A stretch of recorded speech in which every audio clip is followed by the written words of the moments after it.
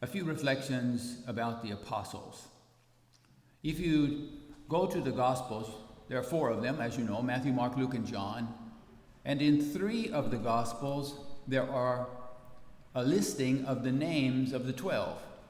Matthew, Mark, and Luke, there's a listing. And in John, there is not. In these 3 listings of the names of the apostles, which one is always first? Always Peter. Peter is first, the first pope, the one who had primacy among the 12. He's always first. Which one is always last? Judas. Judas is always last because he's the one who sold Jesus 30 pieces of silver and then gave him a kiss, a false kiss, because the kiss is a sign of affection, but he didn't love him at all. He loved the money more than he loved Christ, and he gave him this false kiss. So Peter is always first in these lists in the Gospels, and Judas is always last. Why are there 12 of them? Why not 16? Why not 11? Why are there 12 of them? We talk about the 12 apostles all the time, but nobody ever asked why you got 12. In the Old Testament, you had a man named Jacob, who also is Israel. It's the same person. Jacob, Israel, is the same person. And Jacob had 12 sons. These are the 12 tribes, or the 12 patriarchs of ancient Israel, And so ancient Israel was founded upon these 12 patriarchs, these 12 sons of Jacob. Christ comes in the New Testament, and he starts a new Israel. All of you are part of this new Israel. This new Israel is the Catholic Church. And the new Israel is founded upon 12 apostles. And that's why there's 12. Because in the Old Testament, there were 12 tribes, 12 sons of Jacob. In the New Testament, there are 12 apostles. That's why there's 12. If you go to the book of Revelation, the last book of the Bible, one apostle, John, the only one who wasn't martyred, the only one who died a natural death. He died between the age of 90 and 100. We really don't know. He died in exile. The Romans put him on an island. The name of the island was Patmos, P-A-T-M-O-S. They put him on an island to prevent his message from being widespread. That's where he died. But while he was on this island in exile, he had a vision. And the vision that he had is this last book of the Bible, the book of Revelation. It is the revelation that was given to John by Almighty God. And one of the visions that John the apostle has is he sees God the Father seated on a throne. God is on a throne. And around him are 24 smaller thrones, 24 smaller thrones. And on each of these smaller thrones is a man with a crown, a man with a crown. Why is there 24 of them? You know why that is? It's because you have the 12 patriarchs of the Old Testament testifying to God, giving honor to God, and you have the 12 apostles of the New Testament giving honor to God. That's why you have 24.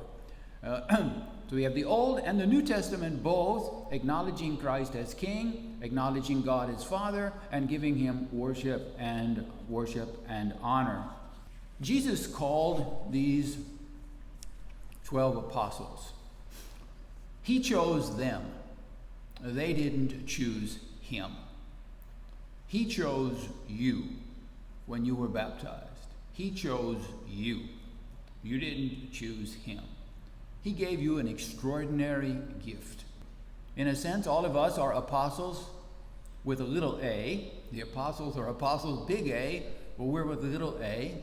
You know what the word means, apostle? It comes from the Greek, and what it means is one who is sent out, like an ambassador. Like you have the United States ambassadors to various countries around the world, ambassador to Mexico or to Canada.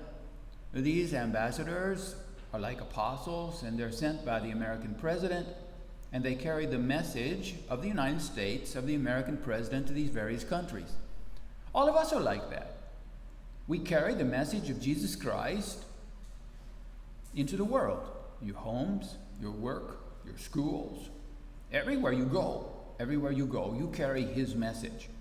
Now you are only an authentic apostle if you carry the message of Jesus Christ and you don't alter it.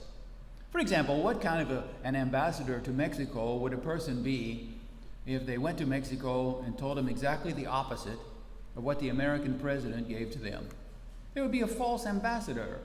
And sad to say, in the church, there are some who are conveying a message to the world which is entirely contrary to the gospel. They're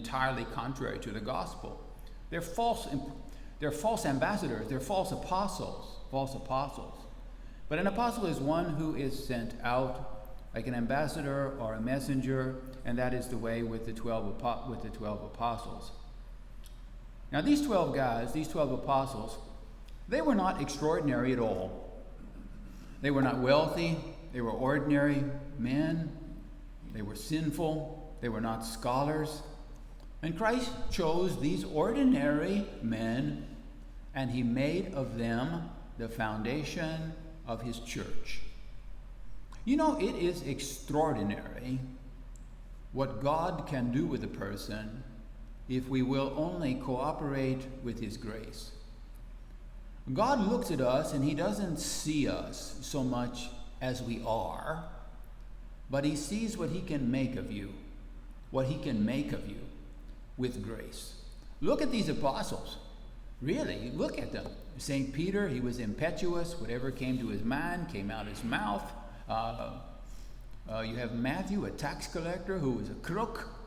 You have Simon, a zealot, wanted to kill all the Romans. And Christ takes these people and he chooses them, and through his grace, he makes them apostles, and he builds his church upon them. The 12 apostles are the 12 foundation stones on which is built the Roman Catholic Church. The true church, the only church. The true church, the only church. So it is on the 12 apostles that Christ builds his church. What I'm trying to get at in kind of a convoluted way is that the Catholic faith to all of you is an extraordinary gift. And the call to be an apostle is an extraordinary gift.